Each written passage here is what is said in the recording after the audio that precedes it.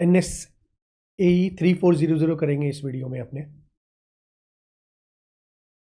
Interesting है और मेरी अपनी प्रैक्टिकल लाइफ में मैंने देखा है चार्टर्ड अकाउंटेंट्स को इन मुद्दों पर, इन मैटर पर जो हम डिस्कस करेंगे मिसकंडक्ट होते हुए। अब एक तो ये NSAE है, ये NSA कैटेगरी नहीं है। अब जब मैं NSA बोलता हूं, मैं बेसिकली स्टैंडर्ड्स ऑन ऑडिटिंग की बात करता हूं। वो स्टैंडर्ड्स है जो हमें बताते हैं कि हमें ऑडिट कैसे करना है। ऑडिट कैसे करना है? ऑडिट फाइनेंशियल स्टेटमेंट्स का कैसे करना है। जो NSA है वो क्या बताता है कि फाइनेंशियल स्टेटमेंट्स का ऑडिट कैसे करना है। अब फाइनेंशियल स्टेटमेंट्स बोले तो हिस्टोरिकल फाइनेंशियल स्टेटमेंट्स। हिस्टोरिकल मतलब जो हो चुका है। हम ईयर एंड के बाद क्लाइंट के पास जाते हैं, जो हो चुका है, जो क्लाइंट ने प्रेजेंट किया है, जो असर्शंस मैनेजमेंट ने दिए हैं, जो बुक्स क्लाइंट ने हमें प्रेजेंट किया, हम वो चेक करके बोलेंगे कि वो जो बुक्स में है वो एज पर स्टैंडर्ड्स है कि नहीं है, पॉलिसी फॉलो किया, डिस्क्लोजर किया, ये सारी बातें हम करेंगे। इनके अलावा भी ऐसे काम होते हैं, ऐसे मैटर्स होते हैं जिन पर सीए को अश्योरेंस देना पड़ता है। ये तो स्टैंडर्ड्स ऑन ऑडिटिंग हो गया, आपका नेपाल स्टैंडर्ड्स ऑन ऑडिटिंग। और NSA क्या हो गया? Nepal standard on assurance engagements. याद रखिए, ये ऑडिटिंग एंगेजमेंट नहीं है। जब मैं बोलूं कि अश्योरेंस मतलब क्या, अश्योरेंस ब्रॉडर टर्म में विल इंक्लूड ऑडिटिंग। उसमें भी हम अश्योर ही करते हैं कि बुक्स जैसे है वैसा होना चाहिए, प्रॉपर डिस्क्लोजर है, fair and true and fair presentation है, ये सारी बातें। लेकिन स्पेसिफिकली यहां अश्योरेंस का मतलब होगा, तो अश्योर मतलब बताना कि ये ठीक है, लेकिन on what? Not on historical financial statements. थोड़ा सा मैं आपको पहले एक रक्स दे रहा हूं, पहले इसका पूरा एक ऑब्जेक्ट समझ लेते हैं कि क्यों ये स्टैंडर्ड आया, है ना। क्लैरिटी पूरा आ जाएगा। मेरा एग्जांपल आप लेके चलना, आपको पूरा क्लैरिटी इसमें आ जाएगा। तो यहां जो हम अश्योरेंस एंगेजमेंट में जा रहे हैं, यहां बेसिकली आपको जो नॉर्मली हम लोग ऑडिट करते हैं, बुक्स ऑफ अकाउंट्स वेरीफाई करते हैं, अपना ओपिनियन देते हैं, वो सारी बातें यहां पर नहीं करनी है। यहां पर हमें अश्योरेंस देनी है किस मैटर पर? Other than historical financial statements. Historical financial statement मतलब जो हो चुके हैं, यहां पर हमें उसकी बात नहीं करनी है। जो बुक लिखी जा चुकी है, स्टेटमेंट्स बने हैं, ये मुद्दा वहां से अलग है। जैसे मान लो इंटरनल कंट्रोल ठीक है कि नहीं है, इस पर अश्योरेंस देना, है ना। Projected financial statements, projected, historical नहीं, प्रोजेक्टेड। प्रोजेक्टेड मतलब जो आगे हो सकते हैं, आगे की बात, आने वाले सालों की बात। Projected financial statements. तो सबसे पहले तो ये क्लियर होना चाहिए कि यहां हम नॉर्मल ऑडिटिंग, ये स्टैंडर्ड ये नहीं बोल रहा है ऐसे ऑडिटिंग करना है, वैसे ऑडिटिंग करना है, ये सारी बातें नहीं कर रहा है। ये बोल रहा है उनके अलावा जो हम नॉर्मली ऑडिटिंग करते हैं, उनके अलावा चार्टर्ड अकाउंटेंट की जरूरत होती है अश्योरेंस देने में। अश्योरेंस जैसे इंटरनल कंट्रोल क्लाइंट के यहां ठीक से काम कर रहा है, यहां पर क्या स्टेटमेंट देखो, प्रॉफिट एंड लॉस अकाउंट देखोगे आप? नहीं देखोगे आप।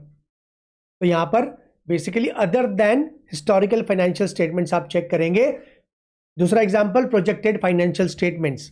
जो NSAE 3400 है, ये स्पेसिफिकली बात करता है ऑडिटर मतलब एक चार्टर्ड अकाउंटेंट इन प्रैक्टिस जो एक रिपोर्ट सबमिट करेगा, क्या चीज के ऊपर अश्योरेंस देगा? प्रोजेक्टेड फाइनेंशियल स्टेटमेंट्स को लेके।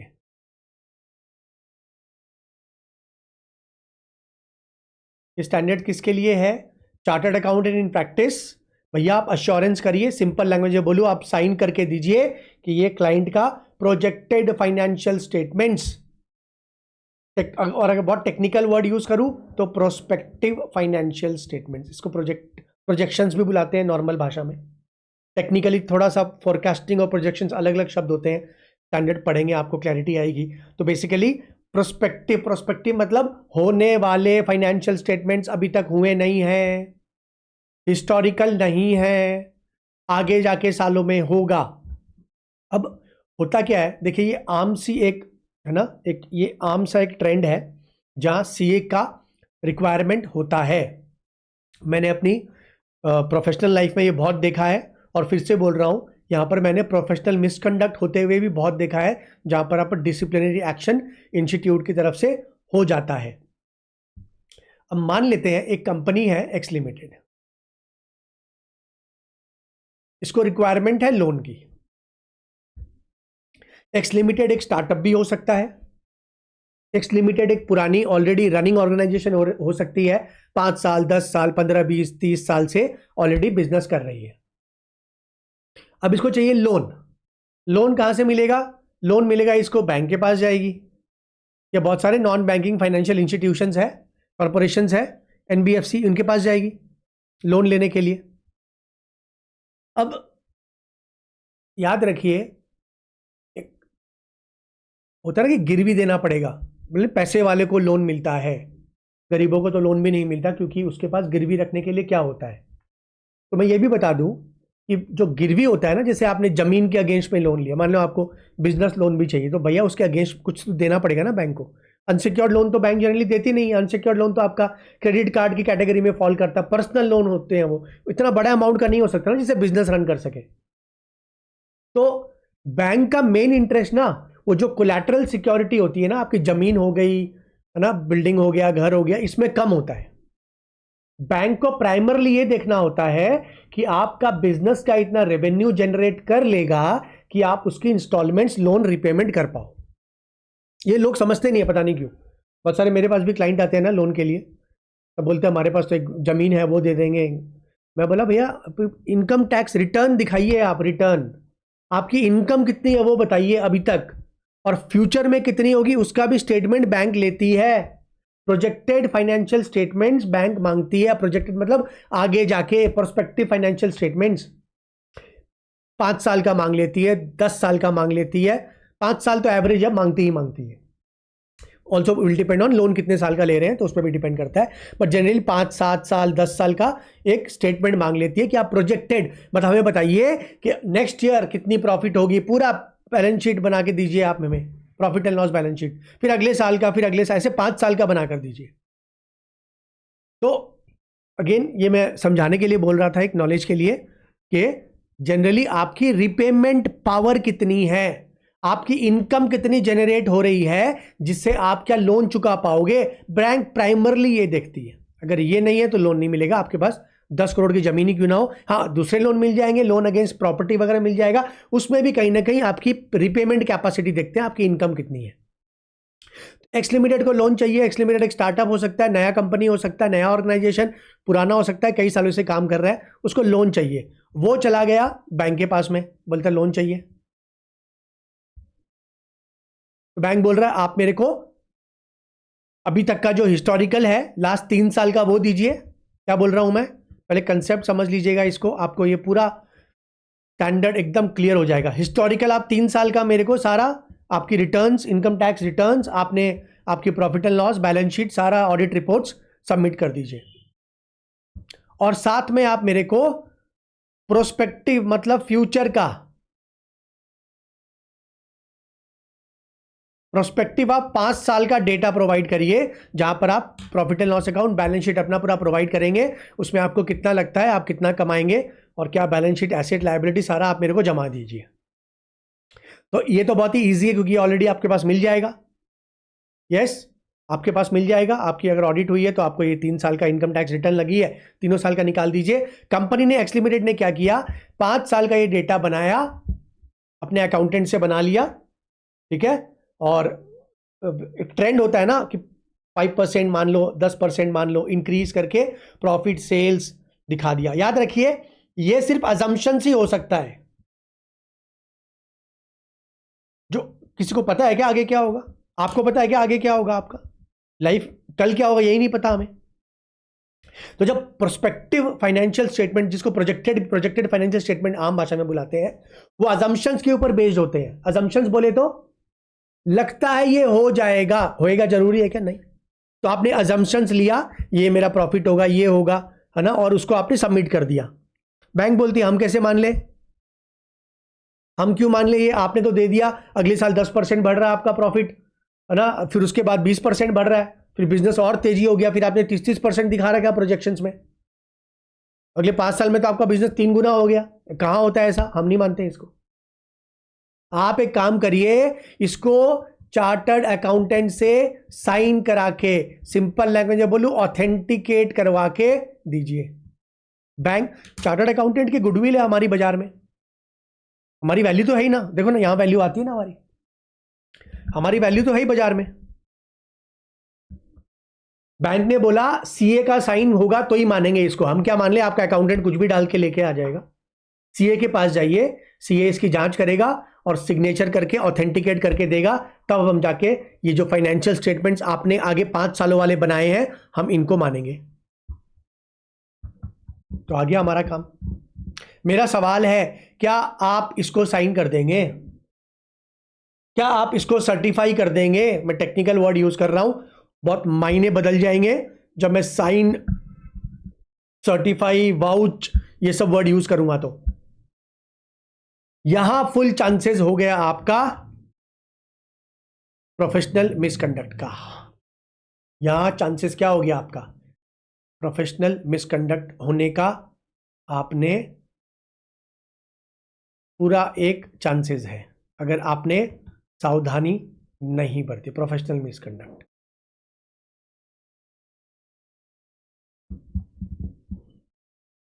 क्या आप ये साइन करके बोल सकते हैं कि हां, ये जो अगले 5 साल, आने वाले 5 सालों का profit and loss balance sheet है, क्लाइंट ने जो दिया है ये सही है और ऐसा होगा?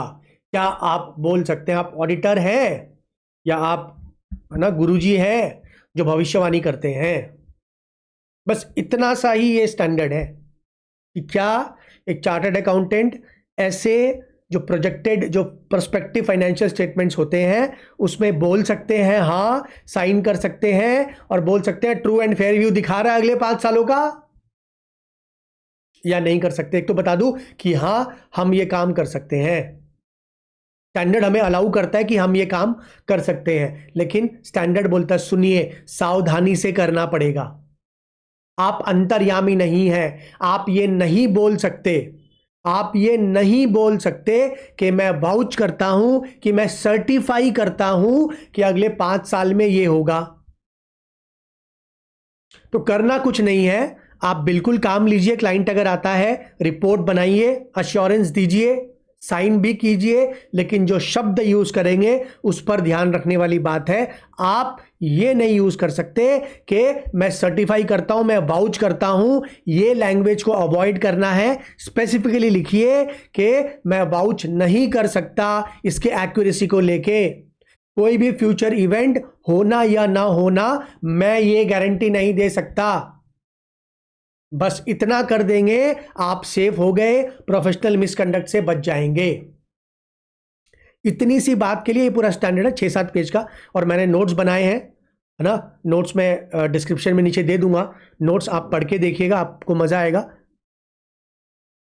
नोट्स में बहुत क्लैरिटी है, बहुत सिंप्लीफाइड है, ऐसा कोई पॉइंट नहीं होगा जो मैंने उसमें छोड़ा नहीं है।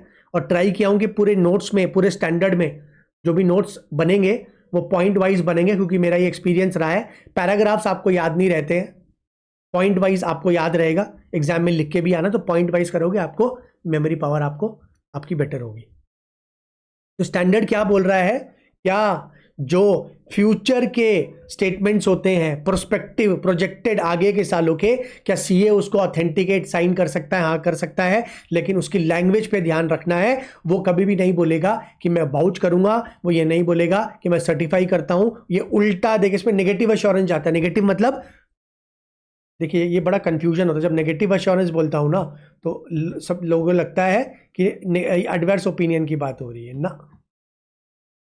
ओपिनियन जाएगा, लेकिन ये नेगेटिव अश्योरेंस वाला ओपिनियन जाएगा। नेगेटिव मतलब क्या होता है, मतलब एक होता है ना कि एक तो ये बोलना कि ये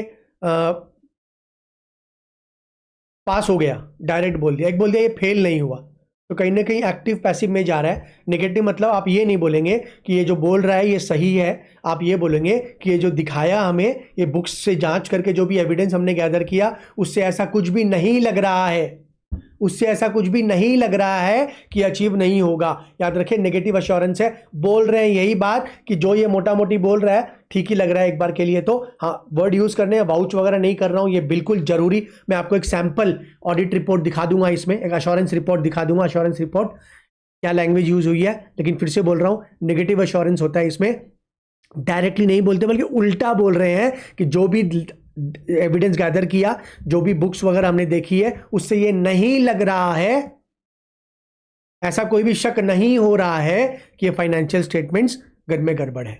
उल्टा नेगेटिव, एडवर्स ओपिनियन नहीं, इसको एडवर्स नहीं बोल रहे हैं बल्कि नेगेटिव अश्योरेंस दे रहे हैं आप। लोन के मामलों में बैंक हमेशा फाइनेंशियल्स चाहती है, याद रखिएगा, फ्यूचर का। यहाँ हमारा अच्छा रोल आता है, हमें काम है ना, हमारा काम है। लेकिन मैंने मिसकंडक्ट होते देखा है, कई सीए को जानता हूं जो फंसे हैं इसके अंदर, लाइसेंस गया उनका 6-6 महीने के लिए। रीजन क्या था, ये स्टैंडर्ड पढ़ा नहीं कभी, गाइडलाइंस पढ़ी नहीं, या अश्योरेंस रिपोर्ट कैसे फ्रेम करनी है, just like historical financial statements true and fair view sign करके दे दिया, अरे भैया फंस जाओगे। अंतर्यामी नहीं है आप, चार्टर्ड अकाउंटेंट है। पहले कंसेप्ट थोड़ा सा यहाँ मेरे साथ ध्यान देंगे ना, आपका पूरा मैं स्टैंडर्ड यहीं खत्म कर दूंगा। प्रोस्पेक्टिव फाइनेंशियल स्टेटमेंट ये किस पर बेस्ड होते हैं, ये अजम्पशंस पर बेस्ड होते हैं। अजम्पशंस फ्यूचर में क्या होगा आप अज्यूम ही कर सकते हैं, आप जो सोचेंगे है ना। मैं तो ये भी एक जनरल सी बात है, घमंड मत करना मैं ये करूंगा, ज़रा प्लानिंग कर लोगे ना, प्लानिंग होती नहीं है पूरी। प्लानिंग करना चाहिए, you should know what you are doing, what you want in future, सही है। बट है ना कहीं बोलते हैं ना भगवान की मर्जी के बिना तो एक पत्ता भी नहीं हिलता, मैं तो मानता हूँ उसके अंदर सब अज्यूम ही करते हैं, अजम्पशन है भैया। नहीं है, सब सोचा हुआ हो जाता तो दुनिया कहाँ से कहाँ हो जाती, सारे खुश होते। एक अजम्पशंस बेस्ड होता है ये, और दूसरा एक्शंस बाय मैनेजमेंट। अंडरस्टूड। आप अज्यूम कर रहे हैं कि मेरी प्रॉफिट 10% होगी, बढ़ेगी अगली साल, तो भैया मैनेजमेंट ने कुछ एक्शन लेने का सोचा तभी तो उसके हिसाब से तो बढ़ेगी। मैनेजमेंट बोल रहा है नया प्रोडक्ट लॉन्च करेंगे, है ना, कॉस्ट कम करेंगे, यही तो, नए कस्टमर खोजेंगे, नई नए एरिया, नई कंट्री, नई सिटी के मार्केट में एंटर करेंगे, तो एक्शन तो कोई मैनेजमेंट ले रही है, उसमें उसके बेसिस में ही तो है ना। तो पर्सपेक्टिव फाइनेंशियल स्टेटमेंट्स दो चीज के ऊपर बेस्ड होते हैं। पहला होता है अजम्पशंस, फाइनेंशियल अजम्पशंस, हम अज्यूम कर रहे हैं, और उसके ऊपर क्या एक्शन लेती है उस पर होगा। अब अजम्पशंस की कैटेगरी कितनी होती है, अजम्पशंस पहला होता है फोरकास्ट,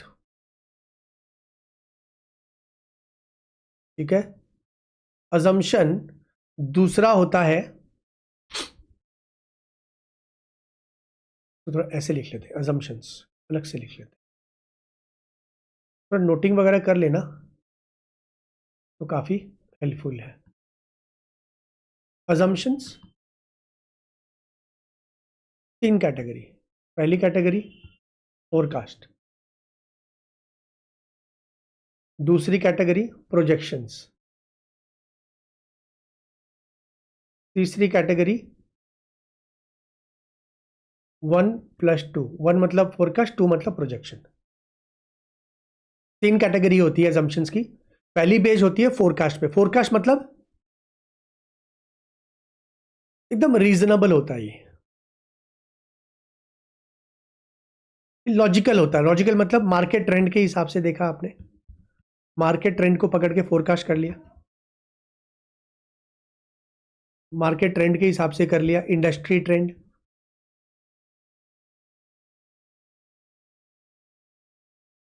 ठीक है ना। आपका बिजनेस जो अपना बिजनेस था,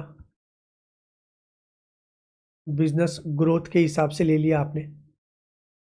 इसका मतलब क्या हुआ फोरकास्ट का, कि मैं जब 5 साल का प्रोजेक्शन बनाऊंगा, 5 साल का प्रोजेक्शन बनाऊंगा, तो मैं क्या सोच के बनाऊंगा? मैं सोचूंगा कि भैया लास्ट 10 साल में मैं मेरा ट्रेंड चेक करता हूं। लास्ट 10 साल में मैंने देखा कि मेरा बिजनेस 5% ग्रो किया है लास्ट 10 साल में एवरेज में। कोई यार अब नॉर्मल हो सकता है, याद रखिए, उसको एक्सक्लूड कर देंगे ना आप। अब कोविड के 1 साल 1.5 साल 2 साल एक्सक्लूड कर दीजिए। उसके अलावा वो अब नॉर्मल केस सिचुएशन है। उसके अलावा मैंने ये देखा कि पिछले 10 साल में 2 साल कोविड का हटा देते हैं, मैंने 8 साल एवरेज में 5% ग्रोथ किया। तो आपके जो प्रोजेक्टेड बनेंगे अगले 5 साल के, वो कैसे बनेंगे? आप 5% के हिसाब से, ग्रोथ के हिसाब से, 5 साल का 3, 4 और 5% बढ़ेगा हर साल आपका प्रॉफिट। उस हिसाब से आप अपना फाइनेंशियल्स रेडी करेंगे, स्टेटमेंट्स रेडी करेंगे। इसको क्या बुलाएंगे हम? इसको बुलाएंगे हम फोरकास्ट। फोरकास्ट लॉजिकल होता है, रीजनेबल होता है। आप इंडस्ट्री ट्रेंड फॉलो कर सकते हैं। इंडस्ट्री ट्रेंड क्या है? इंडस्ट्रियल ग्रोथ मेरे सेक्टर में, मेरे बिजनेस में, मान लो टेक्सटाइल का बिजनेस है आपका, 10% ग्रो करती है, 10% हो सकता है। अपना बिजनेस का ग्रोथ है ना। याद रखिए, जो भी अजम्पशंस आप लेते हैं बनाने के लिए, वो प्रॉपरली आपको डिस्क्लोज करना पड़ेगा। एज ए चार्टर्ड अकाउंटेंट जब मैं इसको चेक कर रहा हूं, वेरीफाई कर रहा हूं, तो मैं जब प्रोसीजर यूज करूंगा, ऑडिट प्रोसीजर में क्या होगा, मैं देखूंगा नहीं भैया ट्रेंड क्या थे आपके। आपने 5% बोला, आप इसका क्या बेसिस है? आपने बोला, आपने जो 5, अच्छा स्टेटमेंट बनाएगा कौन? पार्टी बना के देगी, मैनेजमेंट बना के देगा। हम वेरीफाई वाउच करेंगे, हम उसको हेल्प कर सकते हैं बनाने की, लेकिन जनरली स्टेटमेंट्स कौन बनाते हैं? मैनेजमेंट बना के देता है फाइनेंशियल स्टेटमेंट, प्रोस्पेक्टिव। तो मैनेजमेंट ने बोला 5%, हम बोलेंगे भैया बताइए 5% कैसे? हम यही तो चेक कर रहे हैं, और क्या चेक करके साइन करके दे रहे हैं? बैंक बिलीव करेगी ना मेरा डेटा के ऊपर।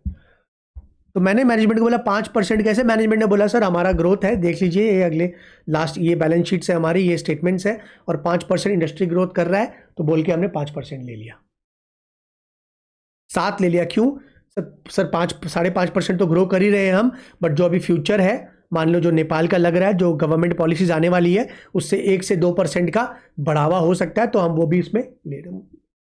Forecast logical, reasonable. अब ये बताइए, जब मैं एक नया स्टार्टअप हूं, है ना, एक नया स्टार्टअप हूं, मैं ये बोल सकता हूं लास्ट 10 साल मेरी कंपनी ने इतना ग्रो किया है, तो उसके हिसाब से हम आगे 5 साल में इतना ग्रो करेंगे? नहीं। क्यों? मेरे पास डेटा ही नहीं है भैया। मैं एक नई कंपनी हूं, मैं एक स्टार्टअप हूं, मैंने फर्स्ट ईयर ऑफ बिजनेस है, सेकेंड ईयर ऑफ बिजनेस है, मैंने अभी बिजनेस शुरू किया है, और मैं उस बेसिस पे लोन की रिक्वायरमेंट है मेरी। तो मेरे पास ट्रेंड है कहां? तो यहां काम आता projection. Projections are more hypothetical basis. ये क्या है? ये हाइपोथेटिकल बेसिस है अपना डेटा रेडी करने का। ध्यान से सुन रहे हैं सब, थोड़ा नोटिंग ये कर लेंगे, आपको स्टैंडर्ड आपकी 1-2 पेज में खत्म हो जाएगा। बाद में रीडिंग मात्रा कर लेना, स्टैंडर्ड खत्म।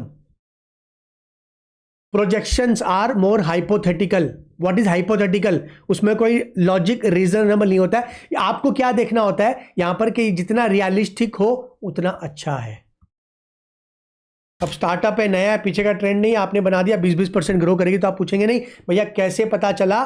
बाप रे बाप, 5 साल के लिए आपने तो 20% 5 साल में बिजनेस डबल हो गया, आपका डबल हो गया सब आपका, कैसे?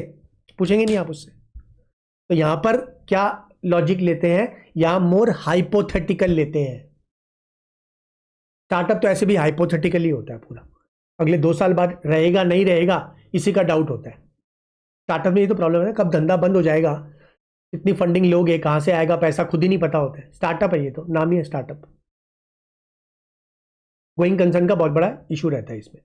बट यहां पर ट्रेंड वगैरह नहीं फॉलो करते हैं, बट एक हाइपोथेटिकल लेते हैं। तो हाइपोथेटिकल आप ये सोच लीजिए, ऐसे स्टार्टअप कोई दूसरी जो है उसने क्या, है ना, ग्रोथ किया है, मैनेजमेंट की क्या एक्शन है, इसके ऊपर बेस्ड होगा। This is more hypothetical. और जो तीसरा होता है जहां पर फोरकास्ट भी होता है, मतलब लॉजिक भी होता है, प्लस दूसरा क्या होता है, प्रोजेक्शंस, दोनों को मिला के होता है। जैसे कंपनी है, उसका फोरकास्ट, उसने 5% था उसका ट्रेंड, लास्ट 10 साल में या 5 साल में उसने 5% ग्रोथ किया, लेकिन उसने जो फाइनेंशियल्स बनाए हैं उसमें 12% ग्रोथ दिखा रखी है हर साल। तो मैंने पूछा 12% कैसे? वो बोला सर देखिए 5% तो हमारा है ही, ये एक ट्रेंड है हमारा बिजनेस का, 5% तो हम ग्रो करेंगे ही, ये 10 साल का रिकॉर्ड है, ये बता रहे हैं, ये एकदम रीजनेबल है। तो मैंने बोला 7% और कैसे? तो वो बोल रहा है सर देखिए हम जो इंडस्ट्री में है ना, उस इंडस्ट्री की डिमांड बहुत बड़ी है, नई गवर्नमेंट पॉलिसी आई है और हम नेक्स्ट ईयर से नया मार्केट में एंटर कर रहे हैं जो पहले हम नहीं थे, नया प्रोडक्ट लॉन्च कर रहे हैं जो पहले हम नहीं थे, है ना। हमने एक नया प्रोडक्ट लिया है जिसका हमने पेटेंट करवाया है, तो हमारी मोनोपोली होगी, तो वो नहीं थे। तो यहां पर बेसिकली क्या हो रहा है, आप दो तरीके से बना रहे हैं। एक तो एक रीजनेबल फिगर ले रहे हैं जैसा का 5%, साथ में एक 7% का फिगर, मैंने अगेन एग्जांपल दे रहा हूं, 7% का फिगर और ऐड कर दिया आपने, क्या बोल के? सर ये प्रोजेक्शन है हमारा, नया मार्केट, इंटरनेशनल जाएंगे हम, इससे पहले हम इंटरनेशनल नहीं थे सर। तो 5% में ग्रो किए सर, इंडिया से बाहर जा रहे हैं, 12% तो होके रहेगा इस साल। कहने का मतलब है 3 तरीके से आप बना सकते हैं अजम्पशंस ले सकते हैं। वन इज टोटली फोरकास्ट, जो कि एक ट्रेंड है आपका, ये रीजनेबल होना चाहिए। दूसरा है प्रोजेक्शन, जो बिल्कुल हाइपोथेटिकल होता है, रियलिस्टिक होना चाहिए, है ना। अब किसी ने बना दिया 50% ग्रोथ, बोले स्टार्टअप तो 50% से ग्रो करता है, हम नहीं मानेंगे ना 50%। आप बोल दीजिए मैं एडवर्स दे दूंगा, इसमें डिस्क्लेम कर दें, विड्रॉल कर लीजिए, है ना। क्यों? आप जो दे रहा है एविडेंस, उसके बेसिस में आपको लगता नहीं है ये आसपास भी होगा, साइन मत कर दीजिएगा भूल से इसमें। और तीसरा क्या है? फोरकास्ट प्लस प्रोजेक्शन, जो कि एक ट्रेंड भी लेगा आपके बिजनेस का, साथ में नई प्रोडक्ट, नया कंट्री, नया लोकेशन, है ना, और कोई भी एक्शन जो मैनेजमेंट लेना चाह रहा है जिससे आपको लगता है हाँ ये रियलिस्टिक लग रहा है, 12% ग्रो भी कर सकता है। तो स्टैंडर्ड इसके बारे में ही है पूरा। स्टैंडर्ड बेसिकली अपने को ये बताता है कि किस तरीके से हम इन फाइनेंशियल्स को जो कि फ्यूचर के हैं इनको जांच करें, एविडेंस कैसे गैदर करें, अपनी रिपोर्ट में क्या क्या मेंशन करें, और अल्टीमेटली रिपोर्ट की लैंग्वेज क्या होनी चाहिए। आई थिंक जो क्रक्स है वो वही है। सी ऑडिट प्रोसीजर तो वही होते हैं, आप दे दो नाम, अश्योरेंस, एंगेजमेंट का क्या फर्क पड़ता है। अल्टीमेटली सिंपल लैंग्वेज में मेरे पास एक डेटा है जिसकी मेरे को जांच करनी है, जांच में एविडेंस बेस्ड करता हूं, ये हमें पता है, मैं एविडेंस कलेक्ट करूंगा, मैनेजमेंट से पूछूंगा, सवाल पूछूंगा, है ना, और उसके बेसिस में एक रिपोर्ट सबमिट, कंक्लूजन में आऊंगा और एक रिपोर्ट सबमिट, एक ओपिनियन दूंगा मेरा। बस इसका मेन क्रक्स क्या है, ओपिनियन देते वक्त भाषा क्या इस्तेमाल करनी चाहिए, मैं बोलूंगा बस खत्म। भाषा अगर आपको पता है, जो बार बार मैं बोल रहा हूं, ये मत लिखना आई सर्टिफाई, ये मत लिखना I vouch for the accuracy of the statements, ये लिख देंगे प्रोफेशनल मिसकंडक्ट हो सकता है आपके ऊपर, कोड ऑफ एथिक्स में फंस जाएंगे आप। बस ये ध्यान रखना है, बाकी ये काम आम सा काम है, आए दिन चार्टर्ड अकाउंटेंट सारे इन प्रैक्टिस ये काम करते रहते हैं। हमारा बहुत बड़ा रोल होता है प्रोजेक्टेड फाइनेंशियल स्टेटमेंट्स में बातें करने का। तो सार जो है पूरे स्टैंडर्ड का यही है जो मैंने अभी आपके सामने ये डिस्कस किया है। इसके अलावा मेरे को रीडिंग करना है ना, और मैं बोल रहा हूँ नोट से आप पढ़ के देखिएगा, आपको पूरी क्लैरिटी आएगी। इतनी ज़बरदस्त पॉइंट वाइज है, बड़ा पैराग्राफ आपको एक भी नहीं मिलेगा, ठीक है ना, पूरा पैराग्राफ आपको कहीं पर भी नहीं मिलेगा, पॉइंट वाइज आंसर है।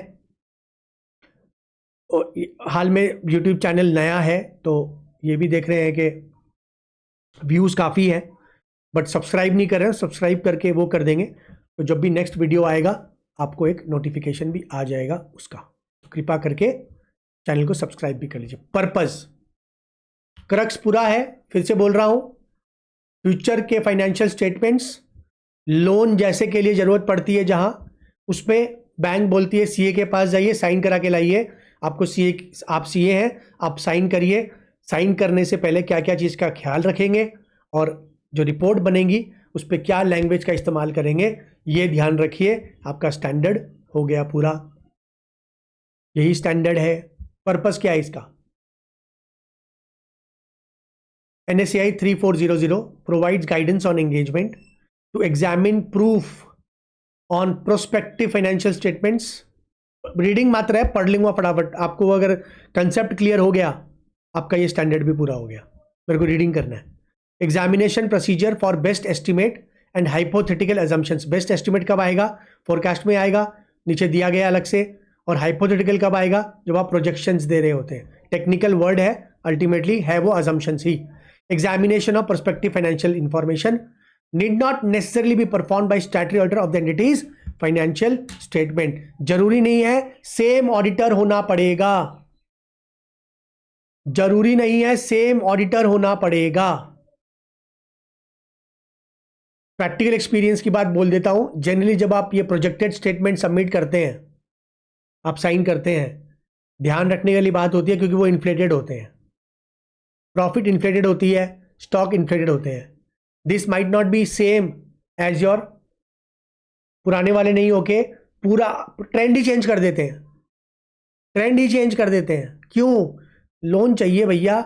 लोन के लिए जितनी ज्यादा प्रॉफिट, जितना ज्यादा स्टॉक, जितने ज्यादा डेटर, उतना इजी लोन लेना। विंडो ड्रेसिंग बोलते हैं ना, जितनी सुंदर बैलेंस शीट उतना जल्दी लोन मिलेगा। तो यहां पर खासा ध्यान रखने वाली बात होती है। सारा डेटा का कबाड़ा मैनेजमेंट किया हुआ रहता है क्योंकि उनको लोन चाहिए होता है।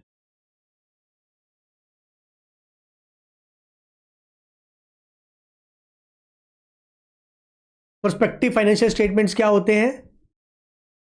Perspective financial statements is a financial information based on assumptions. मैंने ये 2 पॉइंट लिखा है आपको। एक अजम्पशंस के ऊपर बेस्ड होता है जो फ्यूचर में हो सकते हैं, और मैनेजमेंट क्या एक्शन लेगा इसके ऊपर भी बेस्ड होते हैं। मैनेजमेंट क्या एक्शन लेगा इसके ऊपर भी बेस्ड होते हैं। It is highly subjective in nature and in preparation requires the exercise of considerable judgment। Judgement ही तो है सारा, हमें लगता है, हमें फीलिंग है, जजमेंट है। प्रोस्पेक्टिव फाइनेंशियल इंफॉर्मेशन क्या है? फोरकास्ट हो सकता है, प्रोजेक्शन, और दोनों का कॉम्बिनेशन। मैंने एग्जांपल दे दिया आपको। ये एग्जांपल 1 साल का फोरकास्ट कर दिया, 5 साल का प्रोजेक्शन लेके आपने कर दिया। Forecast means what? Forecast मतलब assumptions as to future events management expects to take place, और मैनेजमेंट का एक्शन। याद रखिए यहां पर क्या होता है, फोरकास्ट में रीजनेबल होता है। रीजनेबल आपके बिजनेस का पुराना trend. Example, present market condition, supply availability, historical buying patterns and seasonable trends. The CFO of X Limited expects sales to increase by 5% over the next quarter. तो 5% sale increase is financial forecast. उसको लगता है कि बाजार में जैसा trend जा रहा है ना, प्रेजेंट मार्केट कंडीशन ये है कि 5% ग्रोथ होगी। इसमें आप एक चीज़ और ऐड कर सकते हैं कि जो उसका बिजनेस है एक्स का, वो लास्ट 5 साल में, लास्ट 5 ईयर्स एवरेज में 5% ग्रो किया है। तो वो क्या अज्यूम कर रहा है, क्या फोरकास्ट कर रहा है कि अगले 5 सालों में भी हम 5% का तो मिनिमम ग्रोथ करेंगे ही करेंगे। प्रोजेक्शंस ये हाइपोथेटिकल होते हैं। मैंने एग्जांपल दिया आपको, एक इमेजिनरी होता है ज़्यादा। ये क्यों? क्योंकि यहाँ ट्रेंड वगैरह अवेलेबल ही नहीं होते हैं। मैंने क्या बोला, फर्स्ट ईयर ऑफ बिजनेस है, स्टार्टअप है। स्टार्टअप तो नई नई चीज़ों पर होते हैं। तो ओला उबर आई थी तो उसका कोई ट्रेंड था क्या? मार्केट ट्रेंड है ना, कि ऑनलाइन टैक्सी सर्विस कितना ग्रो करेगी। भैया कोई प्रेसिडेंट ही नहीं है हमारे पास में, पुराना कोई एग्जाम्पल ही नहीं है। तब जो फोरकास्ट बनेगा वो टोटली क्या बनेगा, हाइपोथेटिकल बनेगा। ये जो शार्क टैंक वगैरह शो आते हैं ना, यूएसए में भी, अब तो इंडिया में भी चैनल में आता है। नेपाल का मेरे को पता नहीं नेपाल में है कि नहीं है। वो भी क्या है, कहीं ना कहीं वही तो चीज़ है। आप फ्यूचर का सोच के ही तो पैसा लगाते हैं उसके ऊपर। बहुत वाली इमेजिनरी होते हैं, क्योंकि स्टार्टअप है, ट्रेंड होते ही नहीं है। शार्क टैंक वगैरह में तो इमेजिनरी जा रहा होता है। Hypothetical assumptions about future events and management actions which are not necessarily expected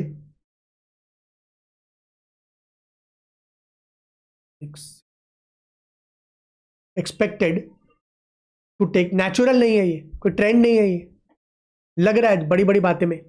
such as when some entities are in startup phase. Startup में ट्रेंड कहां से आएगा भाई, सब नया बिजनेस है। और are considering a major change in nature, बहुत मेजर चेंज कर रहे हैं। ऑपरेशन को पूरा ऊपर से है ना अलग कर देंगे। टीचर है, लाइव पढ़ा रहा है, सिटी में पढ़ाता है 100-200 टीचर, अब वो ऑनलाइन जा रहा है। अब वो क्या हो सकता है, मान लो नेपाल में भी ऑनलाइन जाएगा, इंडिया जैसे देश में ऑनलाइन जाएगा। आजकल तो कोर्स अगर आपके पास में आईटी के एआई के ऊपर कोर्स है तो ग्लोबल कोर्स है, तो उसका तो हाइपोथेटिकल 200%। तो फोरकास्ट वाले अश्योरेंस देने में इजी होता है, ट्रेंड्स अवेलेबल है, इमेजिनेशन कम है ना, रीजनेबल है। और प्रोजेक्शंस होते हैं वो थोड़े से टेढ़े होते हैं, पूरा जजमेंट बेस्ड है, पूरा इमेजिनरी है। और तीसरा क्या बोला मैंने, mixture of best estimate and hypothetical. Example, X limited में project a course of action to take when one or more hypothetical situation arise, जैसे creating a new product to meet the demand of expected market growth. मैंने इसका 12% वाला example दिया, sir 5% तो grow हम कर ही रहे हैं हर साल, लेकिन ये जो हम नया मार्केट में एंटर कर रहे हैं, नया प्रोडक्ट लॉन्च कर रहे हैं, तो इसकी वजह से 7% का ग्रोथ हम ये हाइपोथेटिकल ले रहे हैं, तो टोटल 12% होगा। ये क्या हो गया, मिक्सचर ऑफ बोथ।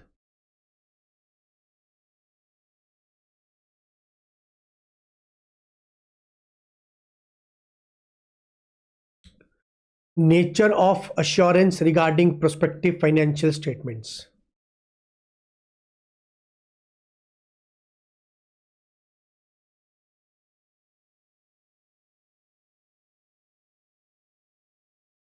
अगेन पूरा पॉइंट वाइज मिलेगा आपको नोट सारा, है ना। आपको कोई पैराग्राफ करके कुछ इंटरप्रेट नहीं करना है। मैंने जो मेन पॉइंट था वो हेडिंग बना के पैराग्राफ को भी तोड़ तोड़ के अलग अलग पॉइंट्स में बांट दिए हैं। बहुत इजी लगेगा आपको, पढ़ के देखिएगा।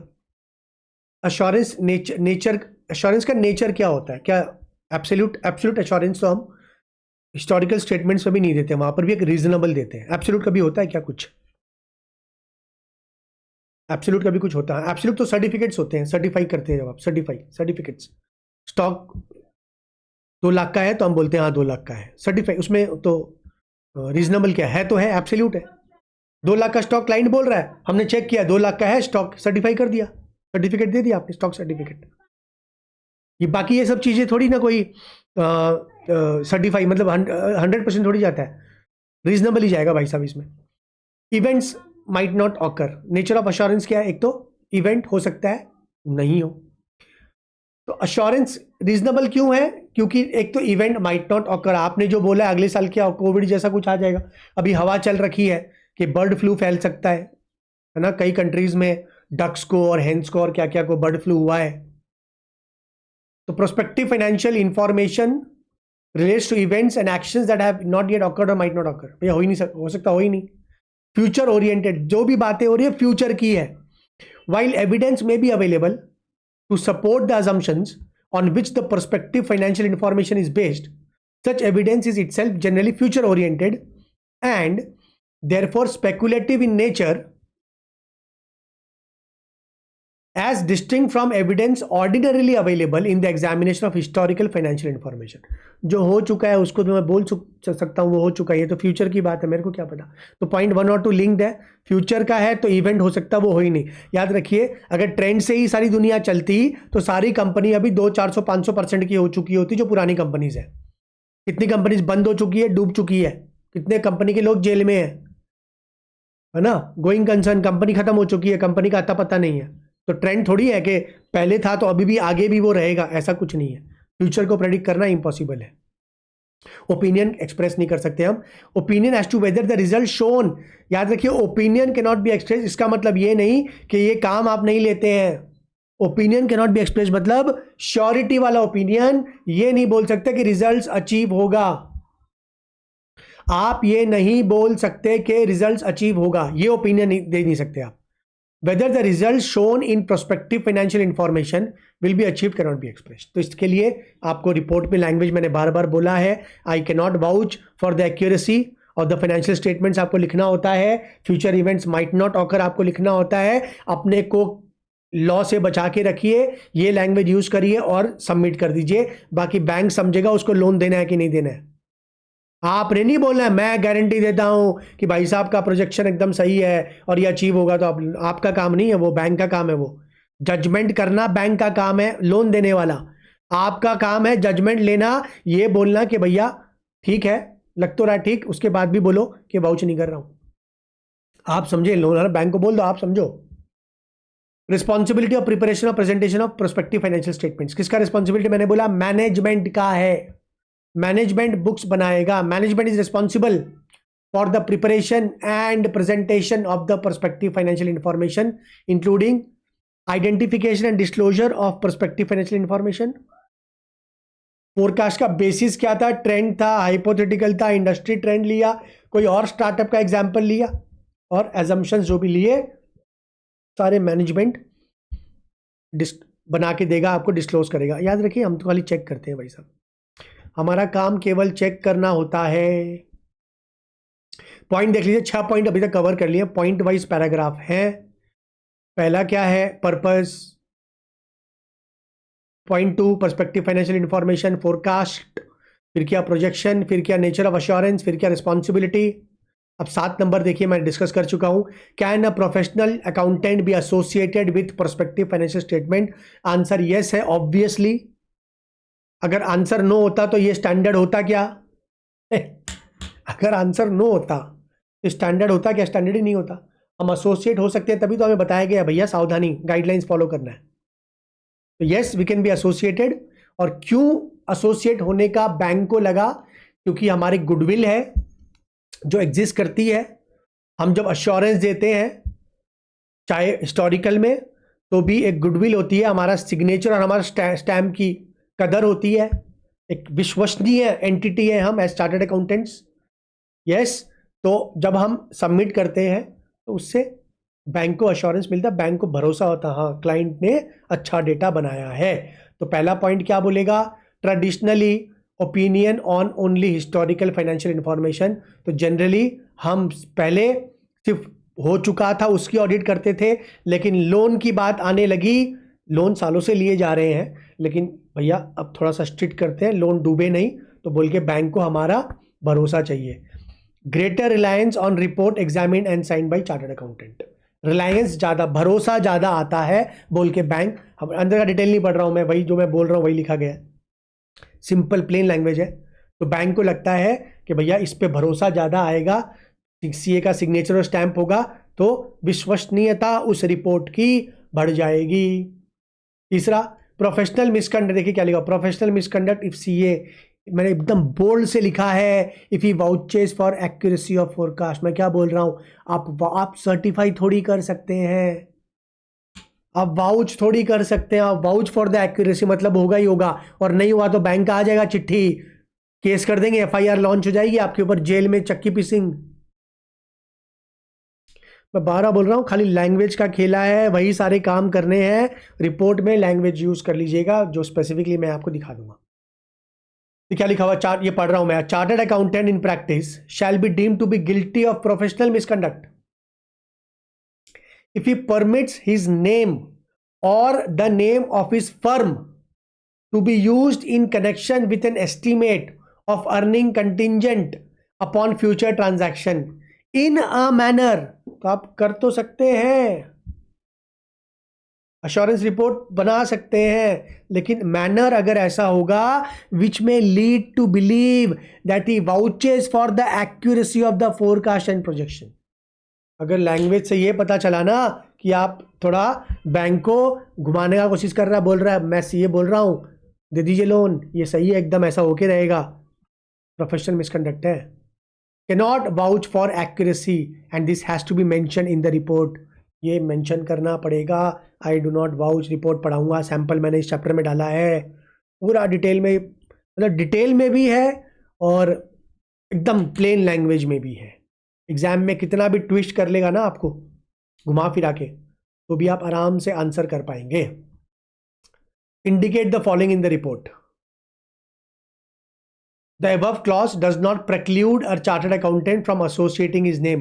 So yes, we can associate. Yes, we can submit assurance report on prospective financial statement. Yes, a chartered accountant can participate in presentation of profit and loss or profit or financial forecast and can review them provided क्या, number 1 वो source of information बता दे। क्या बता दे? Source. ये तो audit में, ये तो जांच क्या करोगे, ये तो करोगे। Source of information, basis of forecast, information कहां से, मैनेजमेंट ने ली थी, मैनेजमेंट ने ऐसे बनाया, फोरकास्ट का बेसिस क्या है? मार्केट ट्रेंड है ना, बिजनेस ट्रेंड है, एक्शन ऑफ मैनेजमेंट है। So long is does not vouch, bar bar red, मेरे को रेड में लिखा ना मैंने, इसे चला गया हूँ। क्या डज नॉट वाउच है ना, डज नॉट वाउच, वाउच नहीं करना, बार बार वही बातें लिखी जा रही है। ड्यूटीज ऑफ मेंबर, मेंबर मतलब चार्टर्ड अकाउंटेंट, इन प्रैक्टिस होना चाहिए। Duties of member who is examining the prospective financial statement, point by point ही आपको याद हो गए ना आपको एग्जाम में लिखने के लिए। मान लो स्पेसिफिक क्वेश्चन आ गया तो भी आप अंदर का लिख सकते हो, अगर आपने शुरू से ये कंसेप्ट दिमाग में घुसाया है, अगर मेरी बात को पूरा क्लैरिटी यहीं आ गया होगा। अजम्पशंस आर नॉट अनरीजनेबल, अभी डिस्कस किया हमने। अजम्पशंस आर नॉट अनरीजनेबल, जो अजम्पशंस है वो रीजनेबल है। मैनेजमेंट के best estimate assumptions are not, मैंने क्या बोला? जो बेस्ट एस्टिमेट मतलब फोरकास्ट, बेस्ट एस्टिमेट मतलब फोरकास्ट, और हाइपोथेटिकल मतलब याद है शुरू में किया था चार्ट में, प्रोजेक्शंस ऊपर भी पढ़े हैं इस चैप्टर में। फोरकास्ट रीजनेबल होना चाहिए, और हाइपोथेटिकल अजम्पशंस है तो वो रियलिस्टिक होना चाहिए। Yes, such assumptions are consistent with the purpose of the information, तो रियलिस्टिक वर्ड भी आप यहां पर लिख सकते हैं।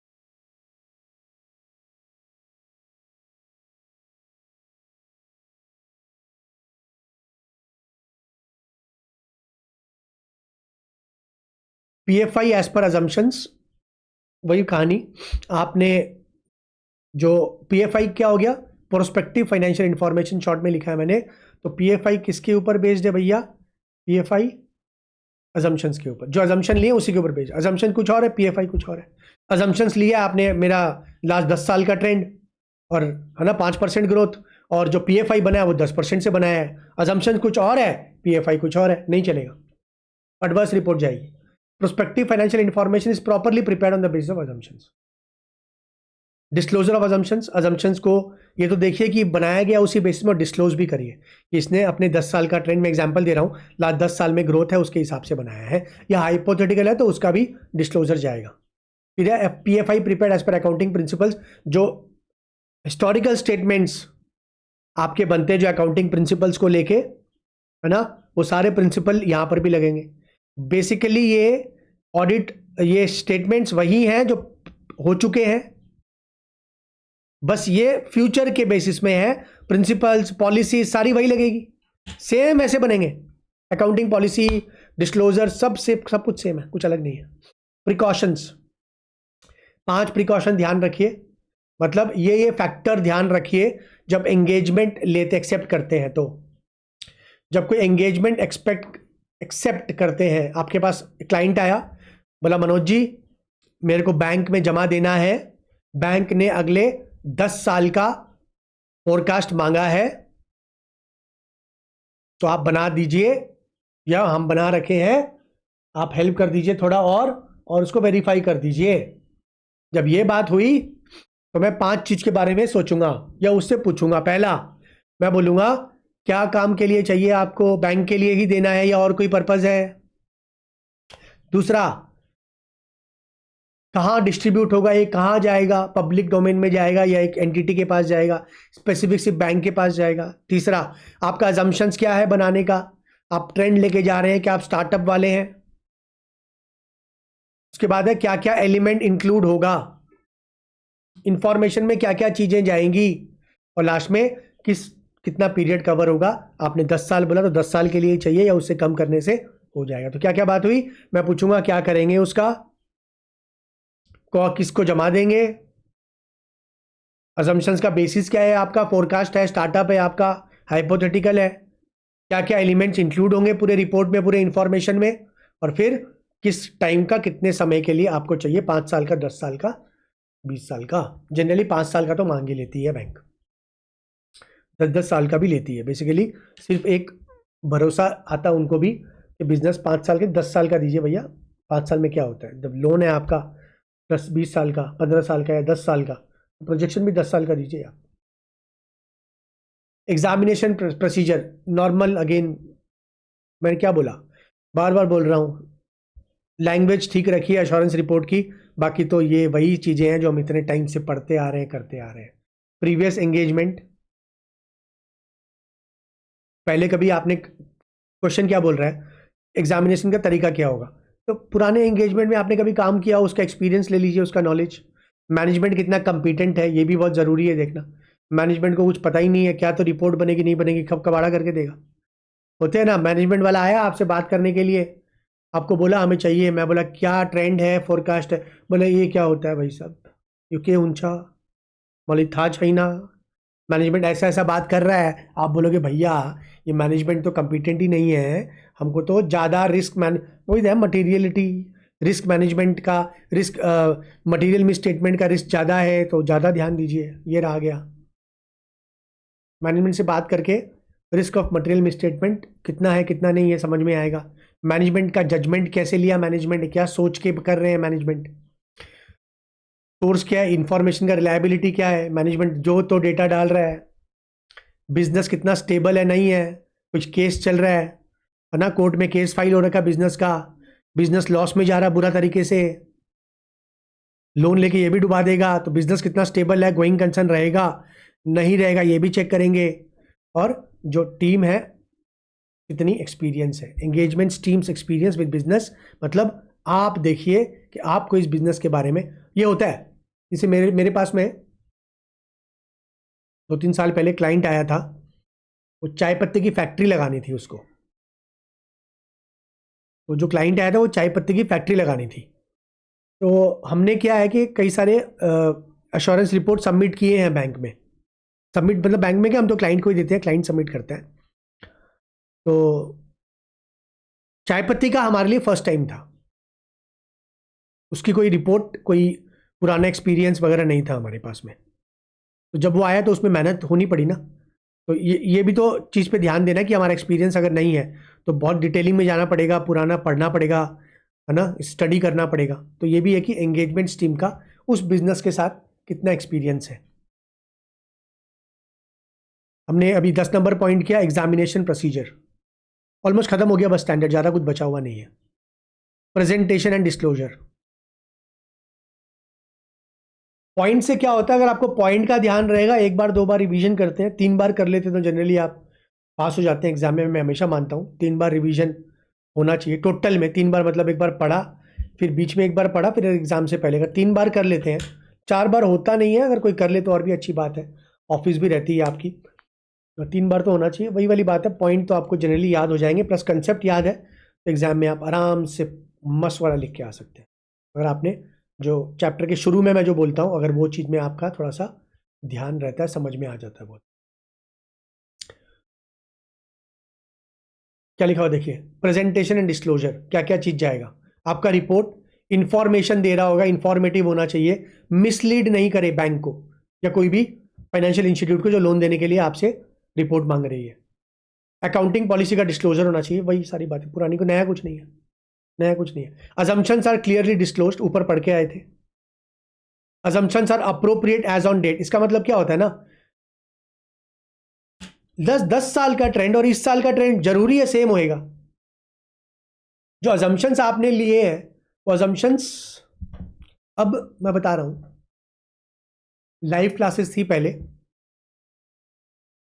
अब नेपाल में क्या है, ऑनलाइन है अभी, इंडिया में भी ऑनलाइन तगड़े से चल रहा है, लेकिन अभी बात क्या छिड़ रही है पता है, नेपाल में तो ऑनलाइन अभी तो पीक में जा रहा है, अभी पीक पहुंचा नहीं अभी तो, बाकी जो इंस्टीट्यूट्स वगैरह है वो भी, अब बाकी टीचर लोग अभी तो ऑनलाइन क्लासेस में जा रहे हैं ना, ऐप सिक्योरिटी ये सब करके।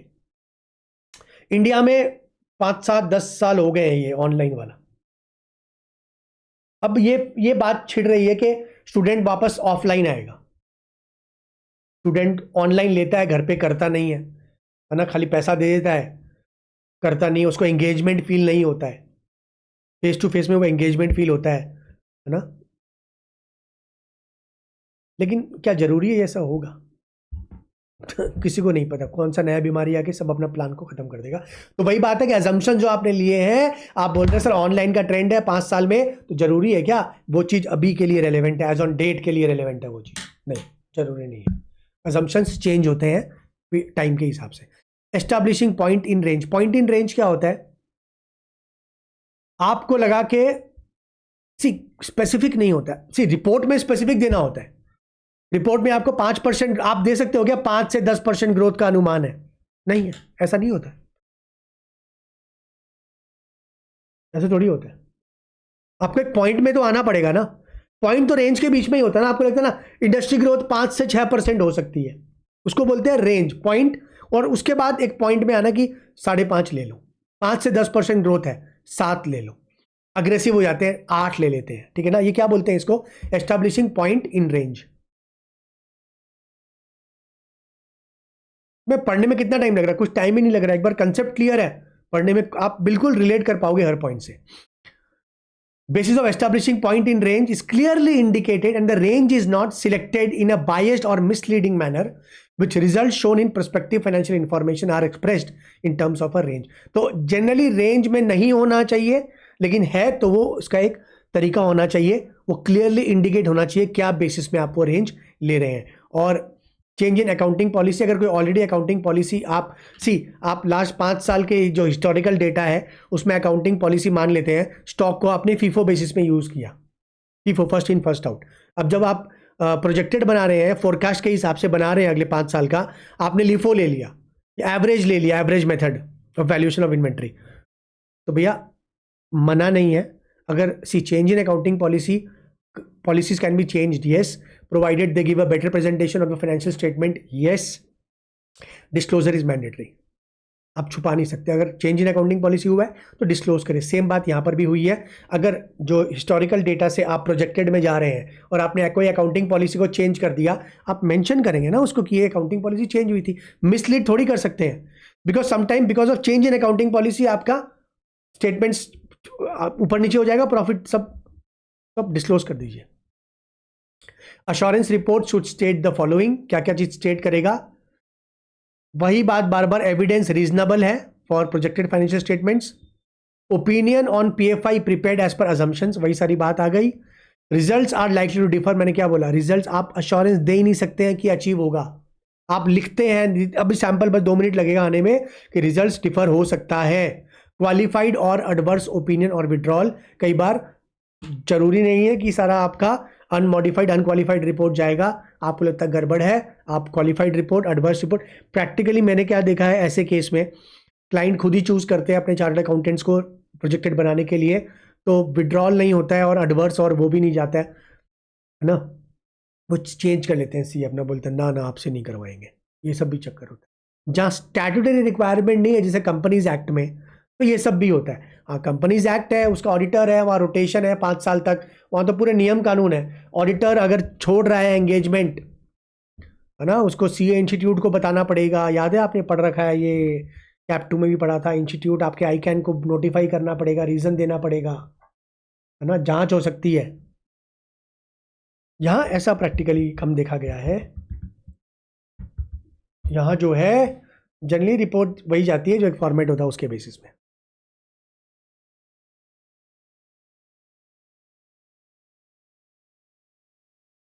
ये वाला पढ़ लेता हूं मैं। When it is believed that the presentation and disclosure of the prospective financial information is not adequate, है ना, सब घपला है, assumptions, hypothetical छुपा रखा है, अकाउंटिंग पॉलिसी चेंज कर रखा है, डिस्क्लोजर नहीं दिया गया है, गड़बड़ लग रहा है आपको।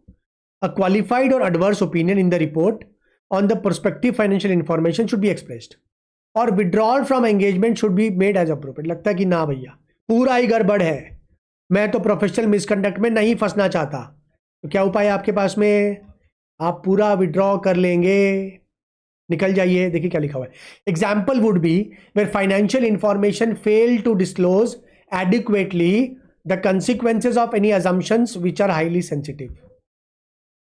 आपने अजम्पशंस तो लिए हैं, वो क्यों आया, क्या होगा, कैसे आएगा, कुछ नहीं पता है, बस ले लिया ऐसे ही, विड्रॉ कर लीजिए। Assumptions do not provide reasonable basis when it is believed that one or more significant assumptions do not provide a reasonable basis for the prospective financial information prepared on the basis। ये वही लिखा हुआ है, इसको नहीं पढ़ रहा मैं, ठीक है ना, ये कुछ अलग से नहीं है, बस याद रखिए रिपोर्ट यहाँ पर एडवर्स, क्वालिफाइड या डिस्क्लेमर भी जा सकती है। अब देखिए 2 चीज़ बची हुई है, एक रिपोर्ट और एक बेसिकली एक सैंपल। तो रिपोर्ट क्या आ जाएगी, एक तो हमने याद है NSA 700, ये तो याद होगा ये आपको। रिपोर्ट का फॉर्मेट क्या होता है, ये तो है ना, title, addressee, opinion, basis of opinion, ये ऑडिट मैटर था ना सब लाइन से, वही है। ये रिपोर्ट का फॉर्मेट दे रखा आपको, बस कुछ नहीं। और रिपोर्ट का फॉर्मेट है, मेरे को लगता नहीं इसके ऊपर कोई अश्योरेंस रिपोर्ट एग्जाम में आनी चाहिए, चांसेस बहुत रेयर टू रेयर है। रिपोर्ट जल्दी से, ज़्यादा कुछ है नहीं मेहनत इसमें। Title, addressee, identification of perspective financial information. Report आप कॉपी पेस्ट ही करते हैं ऑलरेडी, जो ऑनलाइन अवेलेबल होती है, ले लो, लैंग्वेज देख लो बस उसका क्या क्या ये है, क्या क्या पॉइंट इंक्लूड होगा। Reference to standard on auditing applicable to examination of perspective information. Statement of management, ये लिखना कि मैनेजमेंट रिस्पॉन्सिबल है बनाने के लिए। डिस्ट्रीब्यूशन कहाँ का होगा, रेस्ट्रिक्टेड डिस्ट्रीब्यूशन है, ये सिर्फ बैंक को देने के लिए ही हम प्रेजेंट कर रहे हैं। है ना, आप लिखोगे ना कि मैं ये प्रेजेंट कर रहा हूँ सिर्फ बैंक के काम के लिए और कोई काम के लिए नहीं। तो ज़्यादा कुछ नहीं है। स्टेटमेंट ऑफ नेगेटिव अश्योरेंस, मैंने ये क्लास के शुरू में बताया था, मैंने बोला नेगेटिव अश्योरेंस देते हैं आप। नेगेटिव का मतलब एडवर्स नहीं, नेगेटिव का मतलब आप ये नहीं बोलते हैं कि जो जो मेरे को दिया गया अजम्पशंस उसके बेसिस में ये सही है, आप ऐसा नहीं बोलते। आप क्या बोलते हैं कि जो मेरे को दिया गया उसके हिसाब से ये नहीं लगता कि ये नहीं होगा। लास्ट में क्या लिखते हैं, आई डू नॉट, के फ्यूचर इवेंट है, नहीं भी हो सकता है, आई do not vouch for the accuracy of the financial statement, बस खत्म। क्या बोलते हैं इसको, नेगेटिव अश्योरेंस। उल्टा बोल रहे हैं आप, एडवर्स ओपिनियन नहीं दे रहे हैं आप उसका लैंग्वेज को खाली आप घुमा के बोल रहे हैं अपनी सेफ्टी के लिए। Date of report, place of signature, sign और सिग्नेचर, तो ये फॉर्मेट है आपका पूरा। फॉर्मेट एग्जाम में नहीं आना चाहिए, डाला है मैंने ताकि ये जब कुछ कर रहे हैं तो वो 100% ही करके जाओ ना, फाइनल में हो, रिस्क क्यों लेना आपको। 5 मिनट के लिए कुछ छोड़ के जाते हैं, मैं देखता हूँ हड़बड़ी में गड़बड़ी। लास्ट में क्या, एक फॉर्मेट ऑफ रिपोर्ट है, देखिए क्या लिखा हुआ है, assurance report. We have examined the forecast of ये project, of that forecast future period, इस पीरियड का इतना तक, as given into the prospective financial information in accordance with standards on assurance engagement। तो NSAE के हिसाब से हमने चेक किया है, ऊपर जो लिखा हुआ था उसको फॉलो करके कर लीजिए checking. Examination of prospective financial information issued by the, ये आपका नेपाल होगा, ये मैंने रिपोर्ट मेरे को नेपाल की, इंडिया की मिली थी, ये नेपाल हो जाएगा, of Nepal. The preparation and presentation of forecast including the underlying assumptions set out in note this. assumptions क्या आते हैं आपने नोट बना रखा रिपोर्ट में, उसको रिफर कर दीजिए। To the prospective financial information is the responsibility of the management, ऊपर हम पढ़ के आए थे, मैनेजमेंट बना के देगा आपको, सारे assumptions वगैरह सब वही लिख के देगा। And has been approved by the board of director of the company, तो मैनेजमेंट ने बनाया है और अप्रूवल भी दिया है। एक क्या होता है ना, मैं बता रहा हूँ, एक मैनेजमेंट होता है अपना ऑडिट रिपोर्ट बनाता है और उसमें मान लो ये लिख रखा है, सप्लीमेंट्री लगा रखी है कि हम अगले 5 साल में इतना ग्रो करेंगे, ये उसके अश्योरेंस की बात नहीं हो रही है।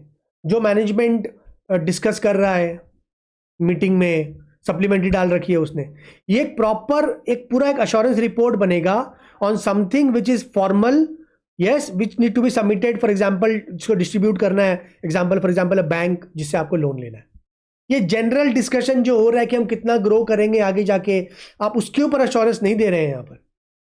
ये प्रॉपर एक रिपोर्ट बनेगी, आपके पास डॉक्यूमेंट आएंगे, आप अलग से काम है ये पूरा। जो मैनेजमेंट ना डिस्कशन कर रही है मीटिंग में बैठ के, आप वो सब की चर्चा नहीं कर रहे हैं यहाँ पर।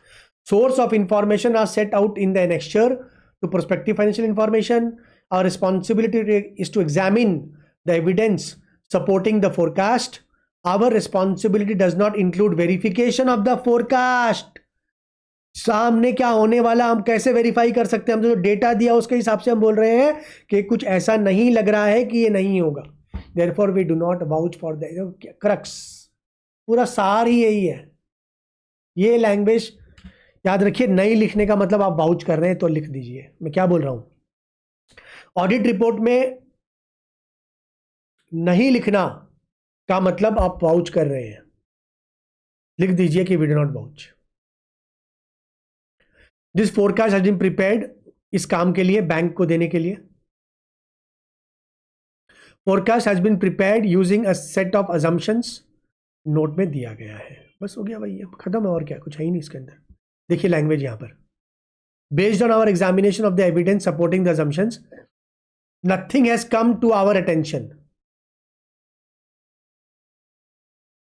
Nothing has come to our attention which causes us to believe that assumptions do not provide a reasonable basis for the forecast. ये एग्जाम्पल है नेगेटिव अश्योरेंस का। Negative assurance,